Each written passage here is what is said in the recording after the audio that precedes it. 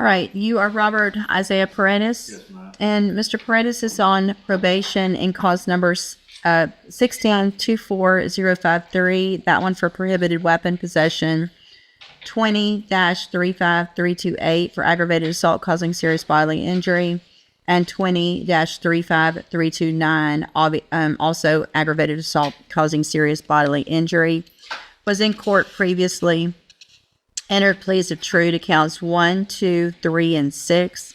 I've received an updated pre-sentence report. Have you both had an opportunity to review that report? Yes, sir. Yes, sir. I guess I want to know, with regard to community service, obviously, what has he done out of any of it, if any? Your Honor, in cause number 16-24053, he has completed 169 hours out of the originally assessed 300. Okay. Which leaves him with 131. He last performed community service on April 4th of this year. He worked with our work crew at the Beaumont office. He has not performed anything at the community service in either of the other two cause numbers. Okay. Thank you. Mr. Kimler? Should the community service be concurrent in all three other cases? In other words, the community service that is done in one case should transfer and be credited against community service. Correct. It is, yes, you're correct. So he would have 169 hours at each of the three cases. Yes. Correct. Is that right? Yes. And is that so, even though he was already on probation on one, and then we gave him probation on two after that? It is typically how we do that, Your Honor. We typically will give them credit for community supervision on any of the cases they're doing for us, regardless of when they turn supervision. Community service. Yes. Yeah. Yes. I appreciate John. Yeah. How long have you supervised in this department? So I'm a supervisor in our department. I've seen Mr. Fred is on numerous occasions for administrative hearings, case staffings, and when I held down a caseload with the in-between officers. Because you have some familiarity with it. I do, yes, sir. And during the times that you supervised as the Bradley, as you maintain proper demeanor with him? Yes, sir. Yes, sir. Equal on those things? That is correct, yes, sir. And should he be continuing on probation, you would not be the supervising officer. That would be someone else. That is correct. I would not be supervising him. Well, let's say, I suppose you acted as a supervising officer at some point here. So, that is correct, yes, sir. Assuming, let's just speak hypothetically, if you were a supervising officer again, would there be anything about Mr. Paradis that would cause concern to do to supervising as far as his manner and decorum or attitude for the probation department personnel? Hypothetically, no, not in any of those items. Who was his supervising officer? His supervising officer was Alexander Ariana. This Ariana went out on maternity leave as he collected to stay home with the child. And so we've since filled that vacancy into new officer. But she was the one that was, I guess, directly supervising. That is correct, yes, sir. You got access to her records, is that right? I do, yes, sir. Is there any indications in there about you talking to adult control, easy, and that nature? No, sir, yes, no. Not that go across. There's nothing in the records that indicate that there's ever any kind of mental health assessment or mental health recommendation for Mr. Paradis, particularly not for schizophrenia, anything like that, but perhaps depression. Not that I've come across, no, sir. That's what it is. Definitely. Okay. So, Mr. Paredes, it shows here in this updated pre-sentence report that one of the things you told Mr. Patton was that you had been on probation since you were 18 and you just couldn't do it anymore. Yes. Yeah. That's true. And then you said, I'll take it, Safe P. I feel like prison's going to make me worse and blah, blah, blah, but I feel Safe P's the best thing for you. So tell me what you're asking for and tell me why.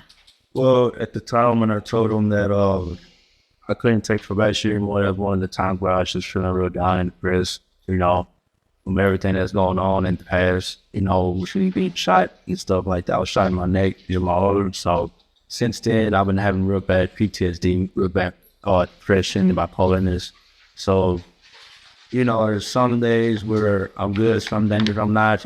Some days I wake up on the wrong part of the bed from having nightmares. And some days I'm just as happy as that can be. So from that point on, at this point, I know since being in jail now, this isn't what I want because it's just hurting my family, it hurts my daughter, and being around people that's on me, being around murderers and rapists, aggravated robbery and all that. It's just bad environment for me, and it puts me in a bad mood. It puts me, in a bad mindset, I guess you can say. And I did speak with the counselor. I said they assigned me for probation, and I did tell her those things, and I did recommend date and make some more. But I never went just because I felt like it was I felt kind of low. I was thinking I would go to make some more. Stigmatized. Yes, sir. Yes, sir. So, at this point, I don't want to go to jail or the prison. Feel like being in here, sitting in here, it's helped me realize that my life is on the line and it isn't a game, it isn't a joke. And but I need help mentally. I was prescribed Zoloft the last time I was in here due to my PTSDs that I can't slick it. I know I heard really bad things about it, but now I'm starting to realize maybe I should be on Zoloft just to control the urge of smoking weed and that kind of behavior. I could ask him a few questions, Sean. Sure. Wait, I'm sorry. best you can, raise your right hand. Do you swear from the testimony you're going to give in this hearing will be the truth, the whole truth, and nothing but the truth? It's not. Go ahead. Explain those facial tattoos to the judge. This tattoo right here is my daughter's birthday, 11/14/2017, and this is 9/16/22 is the day my cousin killed himself. He shot himself in the head. This was right after my uncle had passed of cancer, and my cousin who just passed away, his dad, my other uncle, had just passed due to cancer as well. That's why I turned myself in a week later after my water came out. This tattoo on here is a heart and a music note. I got that for my ex-girlfriend. Just being dumb at the time. No gang affiliation. No gang affiliating tattoos on me. And you did tie yourself in on the warrant. Yes, sir. I did tie myself in. How are you maintaining employment when you're out? I always held a job. Even if it's working at Waterbury. What was your last job? Shipley's Donuts was my last job to maintain, because I got laid off. I was carpenter for about a year and a half. The LNG plant? Yes, sir. LNG terminal? Sir. What were you out there, a carpenter? Yes, sir. Scaffold builder? We were doing woodwork, building decks and carports and lunch sits and the actions. And as far as being shot, that actually, I know the court, in looking at his criminal history, these are serious cases as far as the aggravated assault, serious bodily injury. You were actually shot during that interchange. Is that Yes, sir. by the other people? Yes, sir. And you had returned fire? Yes, sir. Okay. That's not I understand you, but it's not, I don't want the court to think. I would just look at it, and I'm not trying my understanding from the version and the pre-sentence report previously, and I didn't represent it. my recollection of it actually, because it's not good when I remember you. The fact that you were already on probation for a felony, and then you came in and you admitted that you went there to shoot. You went there to go shoot Christy, which is your child's mother, right? That's not true? No? So did you mean to go shoot the two girls that got shot, Alexis and Taylor? No, man. Who'd you mean to shoot? I didn't go there to shoot anybody. I think as he explained it to me, he was going there to meet sexual purposes, the two girls, and when he got there, he was set up in the parking lot, and then by other people there, people who were rotting, and in the course of that, there was a gunfight. But he wasn't going there to shoot anybody. All right, well, that's He was going there for an illegal purpose. that goes against everything that was said and everything that he agreed to back then, because That's correct. We were getting ready for trial on that case. Yes. He was the aggressor. He was the one who fired first. And had he been a better shot, Alexis or Taylor might have been killed. He was there to go kill Christy. I had I didn't represent him. Okay. All right. Anything else? She's lost. All right, Mr. Smith, argument. I would agree with the probation that I believe he's only asking for safety now simply because it's the only alternative he sees to prison. I don't think he's sincere about it. We have given him chance after chance after chance, and he has squandered, wasted, and even though he's a nice guy when he shows up, he does what he wants to do. That's evidenced by the jail reports that shows that they tell him to go back to his bunk and he just gets in the shower with his jumper on. And then when they write him up about it, then he says, man, fuck you. He has zero respect for authority or doing what's right, what he's supposed to do. I think prison time is appropriate in this case. The PTSD excuse is weak. He was the aggressor in the initial contact. And you can't claim that, well, I feel bad because I got shot by somebody who was defending two other women. I would have to defend time in this. Anything else, Mr. Himmler? Well, it's difficult for me to address the always with these incident reports without having the opportunity to cross-examine the person that made the allegations. So I would ask the court to consider the fact that that's not subject to those allegations aren't subject to the rigorous cross-examination.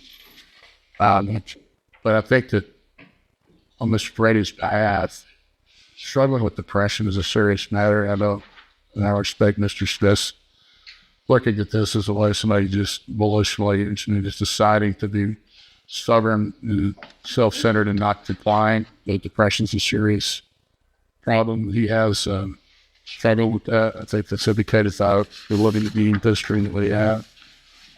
There is no offense allegations in this. These are administrative violations. Of course, those are important, especially reporting. But because of the seriousness of these cases, I would ask the court to give him at least one more chance with the aid of mental health, maybe safety, but also as a follow-up if he gets out to follow up with spindle talk to address not only any substance abuse problems, but the underlying mental health issues that may contribute to the substance abuse and this disability is why I think this to continue on probation.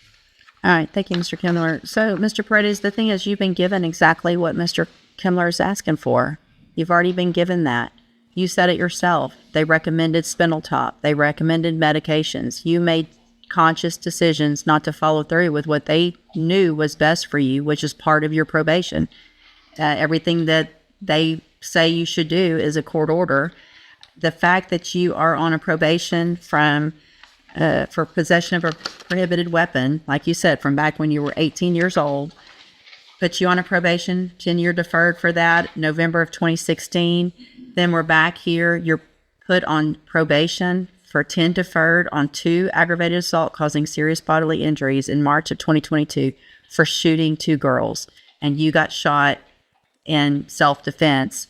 And it appears that there's no real reason for me not to believe that that's how it happened for a number of reasons. No one else was charged with aggravated assault for shooting you.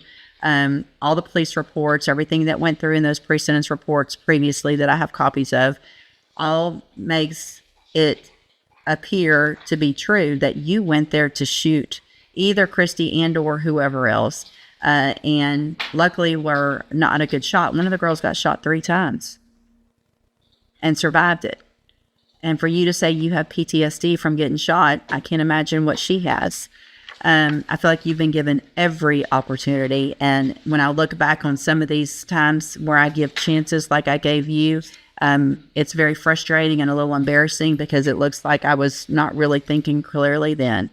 I understand that these are drug allegations. You've been getting opportunities to get help. I mean, you've been on probation since 2016 with every opportunity possible. So at this time, in cause number 16-24053, I'm going to, also based on the evidence presented today, I am going to find count 5 true.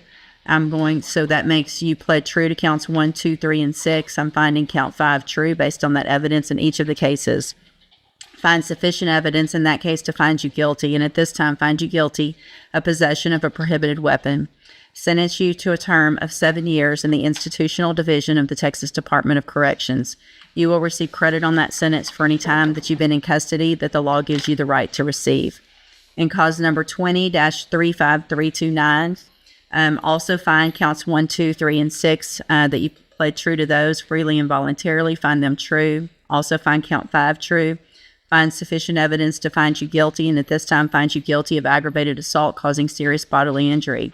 Sentence you to a term of 12 years in the institutional division of the Texas Department of Corrections. You will also receive credit on that sentence for any time that you've been in custody that the law gives you the right to receive. There will be an affirmative finding of a deadly weapon in that case. In cause number 20-35328, again, find that you pled true to counts 1, 2, 3, and 6 freely and voluntarily. Find those counts true. Make a finding of count 5 true. Find sufficient evidence to find you guilty, and at this time find you guilty of aggravated assault causing serious bodily injury. Sentence you to a term of 12 years in the institutional division of the Texas Department of Corrections. You will receive credit on that sentence for any time that you've been in custody that the law gives you the right to receive. There will also be an affirmative finding of a deadly weapon in that case. All 3 of these will run concurrently, which means together at the same time. I am going to hand you trial court certification. These were not agreements. You do have some rights to appeal. You can talk to Mr. Kimler about that. I need you both to sign and fill out the bottom, and you'll get a copy.